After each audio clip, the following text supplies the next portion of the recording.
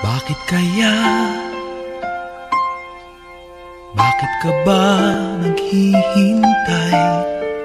Nahimukin pa, pilitin ka ng tadhana. Alam mo na kung bakit nagkakaganyan. Lumulutang, nasasayang ang buhay mo at ang ibinubulong ng iyong puso. Natutulog ba ang Diyos? Natutulog ba?